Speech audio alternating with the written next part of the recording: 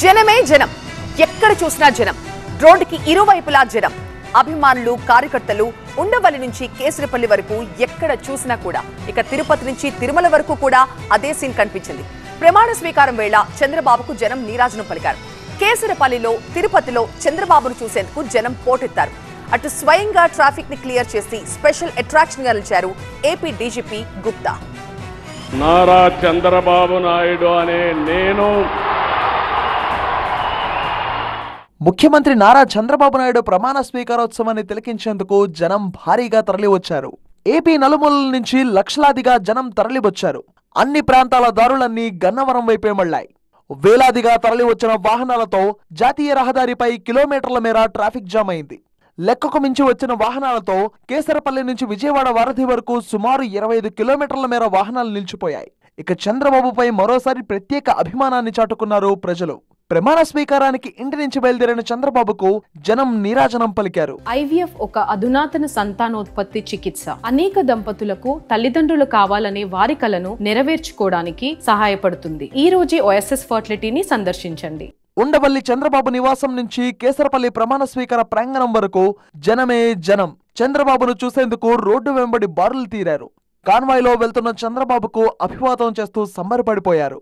ప్రమాణ స్వీకారానికి వెళ్లేదారిలో చంద్రబాబుతో కరచాలనం చేసేందుకు పోటీ పడ్డారు అభిమానులు, కార్యకర్తలు. మరోవైపు ప్రమాణ స్వీకారం తర్వాత కుటుంబ సమేతంగా చంద్రబాబు తిరుపతి వెళ్లగా అక్కడ కూడా సేమ్ సీన్ రిపీట్ అయింది. తిరుపతి ఎయిర్పోర్ట్ లో టీడీపీ శ్రేణులు, అభిమానులు ఘన స్వాగతం పలికారు. ఎయిర్పోర్ట్ నుంచి అలిపిరి చేరుకోగా శ్రీవారి తోరణం దగ్గరకు పెద్ద ఎత్తున తరలివచ్చారు. దాంతో కాన్వాయ్ నుంచి బయటకు వచ్చిన చంద్రబాబు కార్యకర్తలను కలుసుకుని అభివాదం చేశారు. కార్యకర్తలు అభిమానులతో కరచాలనం చేశారు. ప్రత్యేకంగా సమయం కేటాయించి మరి వారి దగ్గర నుంచి సాలువలు స్వీకరించారు. పలువురిని ఆప్యాయంగా పలకరించారు. ఇక అలిపిరి నుంచి గెస్ట్ హౌస్ వరకు భారీగా క్యూ కట్టారు కార్యకర్తలు, అభిమానులు. జై జై బాబు, జై జై బాబు అంటూ మహిళలు నినాదాలు చేశారు.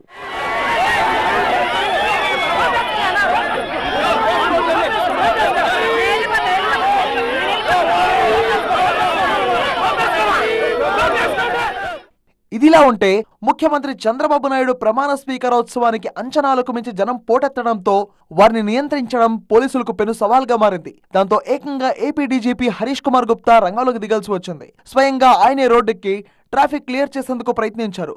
వయసు కుర్రోళ్ల కానిస్టేబుల్ మాదిరిగా ఉరుగులు పరుగులు తీస్తూ ట్రాఫిక్ ను నియంత్రించారు. మండుటెండను సైతం లెక్కించకుండా ప్రజలను, వాహనదారులకు ఎలాంటి ట్రాఫిక్ అంతరాయం కలగకుండా చర్యలు తీసుకున్నారు ఆయన. కార్యక్రమం ప్రారంభం నుంచి చివరి వరకు రోడ్లపైనే ఉండి అధికారులు, కింద స్థాయి సిబ్బందితో కలిసి పనిచేశారు.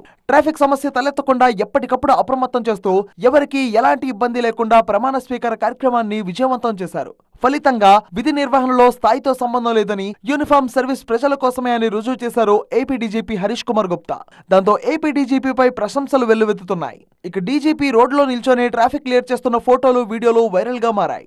డీజీపీ ఆన్ డ్యూటీ అని కమెంట్స్ చేస్తున్నారు జనం.